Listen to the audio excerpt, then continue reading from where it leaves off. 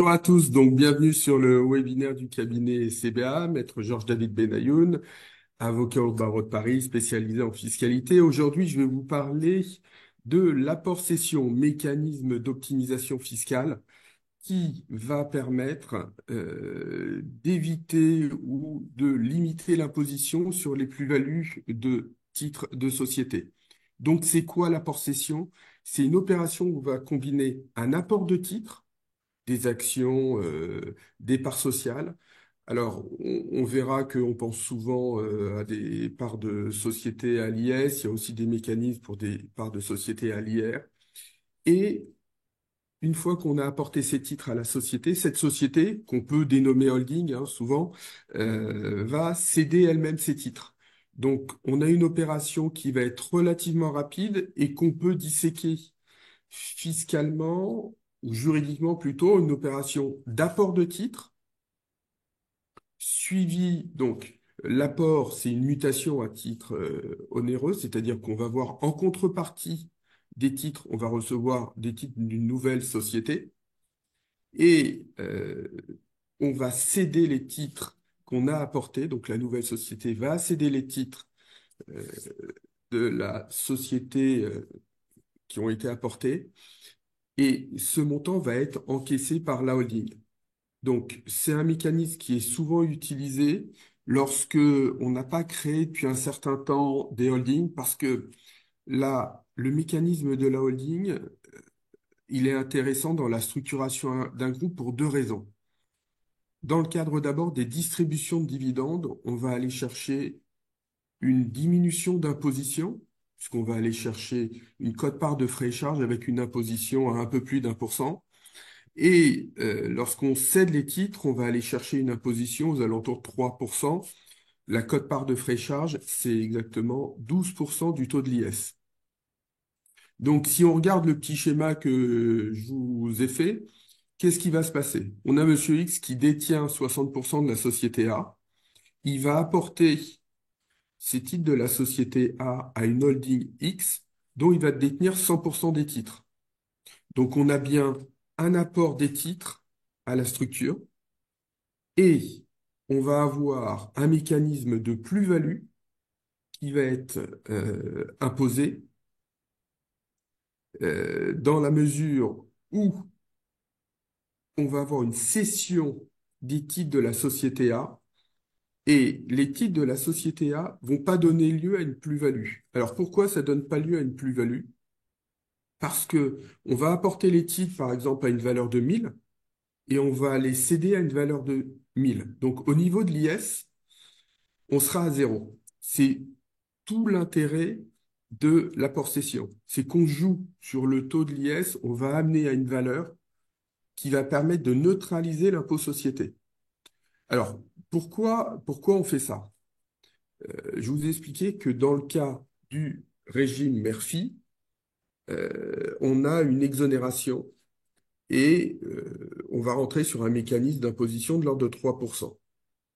Mais il y a une condition essentielle, il faut que ce soit des titres de participation et qu'on détienne au moins pendant 2 ans 5% du capital. Or, là, on se situe dans le cas d'une opération qui va être réalisée souvent dans l'année. Alors, on vient même nous voir pour nous dire ça se réalise dans un mois ou dans 2 mois. Et donc, on ne peut pas maintenir et obtenir ce taux d'IS. Donc, le mécanisme qui a été validé par la jurisprudence est de dire, ben, j'amène mes titres à la valeur de marché. Ma valeur de marché, c'est quasiment ma valeur de cession que je vais avoir quelques mois après. Alors, d'où quand même une remarque importante, c'est que si j'amène, par exemple, au 15 mars, mes titres à une valeur de 1000, il faut que j'ai une certitude que mes titres vont être vendus à 1000, 6 mois ou un an plus tard. Alors, s'ils sont vendus à 800, ça ne me gêne pas. S'ils sont vendus à 1200, sur le différentiel de 200, j'aurai un impôt société à hauteur de 25%. Donc, faut être extrêmement cohérent parce que on ne peut pas déraper sur ce type d'opération. Et vous allez voir que l'apport-cession va amener à un mécanisme de réinvestissement. Alors pourquoi? Parce qu'au moment où on fait l'apport de titres, on va aller chercher les dispositions, soit du 150 OB terre du Code général des impôts, celui du report d'imposition, ou celui du sursis d'imposition. Alors, la différence est liée au fait que l'on contrôle ou pas la société. On va prendre quand même le cas qui se pratique le plus et qu'on voit le plus souvent, c'est celui du report d'imposition. Donc, qu'est-ce qui se passe? J'importe mes titres au 15 mars, j'ai virtuellement un report d'imposition. Alors, pourquoi je dis j'ai virtuellement un report d'imposition? Parce que dans ma déclaration d'impôt sur le revenu de l'année 2024, donc en mai 2025, je vais remplir une déclaration 2074 où je vais aller déclarer mon report d'imposition.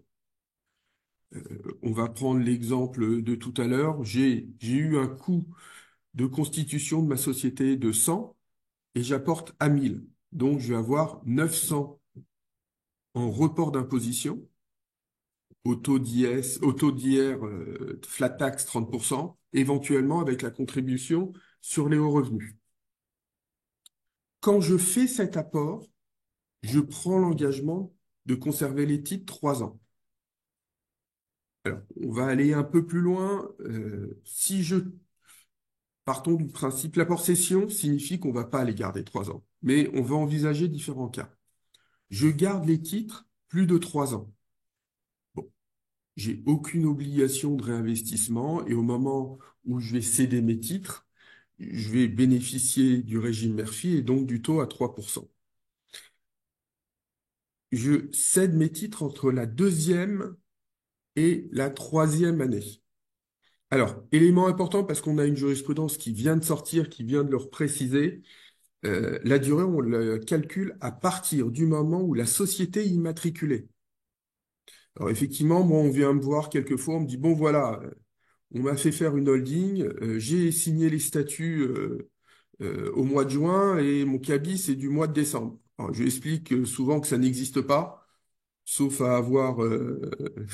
on met pas 5 mois pour créer une boîte, sauf à avoir voulu gagner un peu sur les 2 ans. Donc c'est bien la date d'immatriculation qui compte pour cette durée. Donc, je suis entre la deuxième et la troisième année. Lorsque je vais céder mes titres à l'IS, je suis dans un délai supérieur à 2 ans et donc je bénéficie du régime Murphy et donc d'une imposition à 3%. Néanmoins, je n'ai pas conservé mes titres au moins 3 ans. Donc, je vais avoir une obligation de réinvest, alors réinvest de réinvestissement de 60% du prix de cession.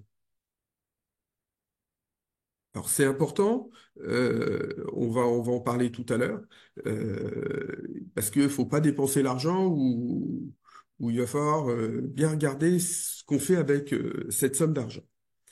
Maintenant, on prend l'autre cas qui est plutôt celui de l'apport-cession, c'est qu'on va se trouver sur un délai inférieur à 2 ans. Donc, délai inférieur à 2 ans, j'ai de l'impôt société normalement à payer sur la cession des titres. Mais si mon apport est de 1000 et que dans la foulée ou dans les 2 ans, je revends mes titres 1000, j'ai bien 1000 moins 1000, ça fait 0, j'ai une plus-value égale à 0. Encore une fois, si j'apporte à 1000 et je vends 1200, là j'ai 200 à 25% et ça veut dire que j'ai vraiment fait une mauvaise opération. Alors pourquoi ce mécanisme est intéressant? Parce que l'imposition qui va être en report, et normalement celle de la flat tax, 30%, mais on ne vous demande pas de payer, soit une option pour le barème progressif de l'impôt sur le revenu. Alors, pour faire souvent ce type d'opération, l'application du barème, on l'a quand même dans des cas très réduits parce qu'on a des abattements en fonction de la durée de détention, mais ça ne joue que sur le taux de l'impôt sur le revenu et pas sur les 17,2%. Donc, très souvent, on va dire majoritairement, le prélèvement forfaitaire unique ou ce qu'on appelle la flat tax est le procédé le plus intéressant. Avec donc une limite, c'est que je vous donne des principes et qu'il faut toujours faire le calcul. Le calcul, par définition, il va se faire au moment de votre déclaration d'impôt. Alors, on va juste faire un peu de philosophie fiscale. Pourquoi, lorsqu'on fait cet apport, on ne vous taxe pas? Alors, c'est un régime qu'on retrouve partout en Europe parce que on est sur une opération intercalaire. Vous avez des titres d'une société A, on vous donne en contrepartie des titres d'une société B. Alors, effectivement, les titres de la société A, vous les avez souscrits ou achetés à une valeur de 100 et vous les apportez à une valeur de 1000. Mais peu importe, on n'a pas encore constaté votre cession. Donc, opération intercalaire, normalement, on ne vous taxe pas et on vous demande de les conserver 3 ans. Dans notre cas de l'apport-cession, on ne les conserve pas 3 ans. On va rentrer donc sur le mécanisme de la fin du report. La fin du report, elle est liée à quoi? Première chose, bah, je cède mes titres de la holding. Donc, vous avez le paiement du report d'imposition. Alors, c'est quand même exceptionnel parce que j'explique souvent à mes clients, le propre d'une holding, c'est qu'on ne la cède pas. Après, qu'est-ce qu'on fait généralement? On va la transmettre par voie de donation ou de succession. Alors, très important parce que c'est peu connu.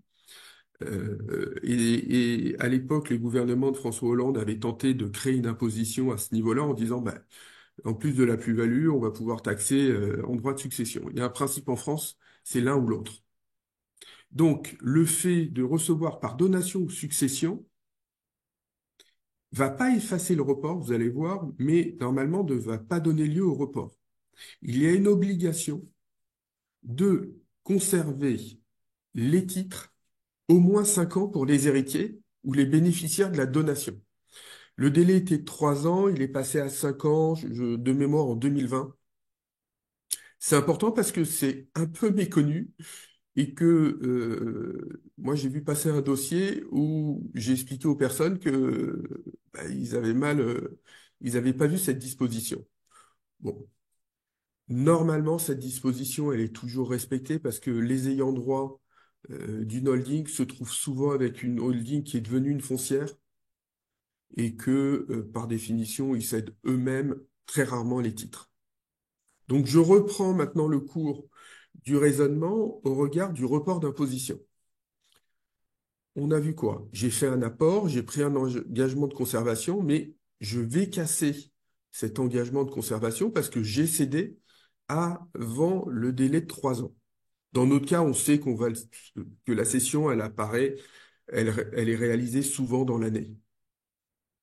Et à partir du moment où on a ça, on va être contraint de faire ce qu'on appelle un réinvestissement économique. Le réinvestissement économique, alors on a différents cas. On doit réinvestir au moins 60% du prix de cession dans une activité économique. Ça signifie quoi? Ça veut dire que vous, sur les 40%, vous faites ce que vous voulez. Alors, dans quel type d'opération? On parle de financement d'une activité commerciale, économique. Par définition, ça s'oppose à une opération patrimoniale. Le sujet qu'on voit bien souvent est le fait de se dire, mais si je réinvestis dans de l'immobilier, qu'est-ce qui va se passer? Alors l'immobilier, ça fonctionne pas, sauf deux cas très particuliers, celui du marchand de biens et aussi on a, lorsqu'on fait de la location meublée, dans des cas qui sont d'ailleurs de plus en plus restrictifs, mais c'est les deux pistes qu'il faut étudier.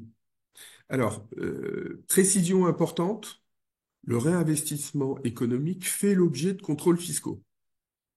Moi, j'ai actuellement un de mes clients sur un réinvest qui était important, mais pas tant que ça, où L'administration est en train de vérifier sur les différentes structures qui ont été créées, qu'est-ce qui se passe.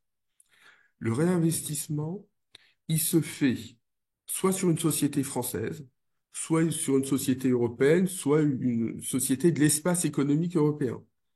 Donc, lorsqu'on vient me voir, on m'explique, tiens, je veux aller vivre aux États-Unis, je vais pour obtenir un visa, je vais investir dans une boîte américaine. Je leur dis, bah, vous pouvez le faire, mais ça va pas venir réduire et remplir cette obligation du réinvest de 60%. Le réinvest, il doit être réalisé dans un délai de 2 ans, jour pour jour, après l'opération. Alors nous, on a constaté que c'était bien souvent 2 jours, 2 ans jour pour jour, parce que les opérations, nous, sur 2023, on voit que les gens, la première année, ils y pensent pas vraiment, et puis la deuxième, on leur met une telle pression que ça se boucle le dernier mois. On va avoir deux possibilités, soit acquérir une fraction du capital d'une société exerçant une activité, soit souscrire à une augmentation de capital. Ça, c'est très organisé. Alors, on commence même à avoir de la jurisprudence, puisqu'on a une jurisprudence qui est sortie il y a moins d'une semaine, avant que je choisisse ce thème, et qui explique, alors, honnêtement, j'aurais peut-être pas osé le faire avant, que rentre dans le cadre du réinvestissement économique le rachat d'une société qui appartient à la personne qui a l'obligation de faire le réinvestissement. C'est-à-dire que sa holding avait racheté une société qui lui appartenait. À partir du moment où les conditions essentielles d'un deal sont respectées, alors les conditions essentielles, c'est acheter à un prix de marché. Parce qu'effectivement, quand on se rachète à soi-même, on pourrait avoir intérêt à dire, pour remplir mon obligation, je vais le plus large possible, comme ça, je gère bien mon sujet. Alors, on n'a pas encore de réaction de l'administration fiscale pour voir si elles vont suivre ou s'opposer et demander une modification législative de la loi. Mais on voit qu'on commence à avoir de la jurisprudence.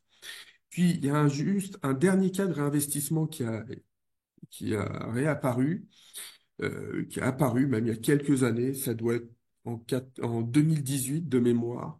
C'est la souscription des parts ou actions de fonds de capital investissement. Sauf que dans ce cas-là, on va être sur une durée de 5 ans. Alors, pourquoi je vous dis d'une durée de 5 ans? Parce que tous les autres réinvestent sont sur une durée minimale d'une année. Et honnêtement, une année, c'est pas long. Cette disposition est d'ailleurs un peu particulière parce que une année, on arrive à faire beaucoup de choses. Donc, le réinvestissement, ce n'est pas un vrai souci. Ça s'organise relativement bien. Alors, le système de souscription de parts de fonds de capital investissement, c'est quelque chose qui marche quand même très moyennement parce que à chaque fois, lorsque mes clients me présentent les projets qu'ils ont, on est sur des fonds qui sont plutôt à risque et faut être vraiment très joueur pour aller sur ces sujets-là. Moi, ça concerne même pas 5% des opérations qu'on a dû faire au cours des 5 dernières années. Or, nous, on a une vraie vision du réinvest, puisque je pense que l'an dernier, si je mets bout à bout, on vient de faire les calculs pour les déclarations d'impôts, là, les reports d'imposition, je crois qu'on a eu du réinvest à hauteur de plus de 10 millions d'euros sur nos clients en 2023. Et en 2023, personne, alors qu'ils ont tous rencontré des financiers qui ont leur fait des propositions, aucun n'a été vers la souscription de fonds et un engagement de 5 ans. 5 ans, c'est très très long. Il faut vraiment avoir confiance ou dispatcher et mettre des sommes pas très importantes. Donc voilà, le principe, je rappelle, de l'apport-cession, c'est un vrai sujet d'optimisation.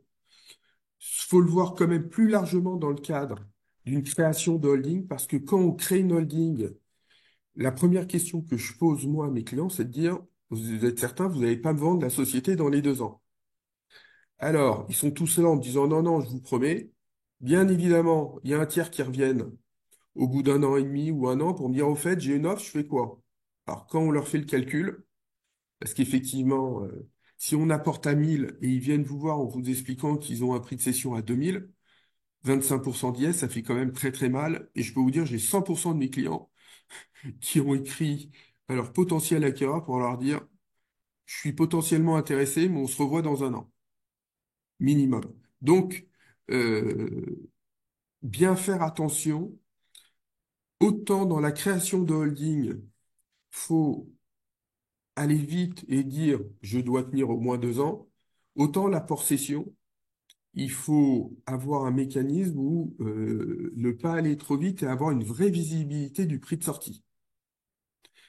Ces deux mécanismes font qu'on a quand même un différentiel extrêmement important en termes de plus-value, puisque une personne physique, elle va être imposée grosso modo à 34, 30-34% d'impôt, 34 avec la contribution sur les hauts revenus, tandis que en passant par l'apport cession, alors effectivement, l'argent sera dans une structure à l'IS, mais on n'aura pas une taxation de 100% des sommes.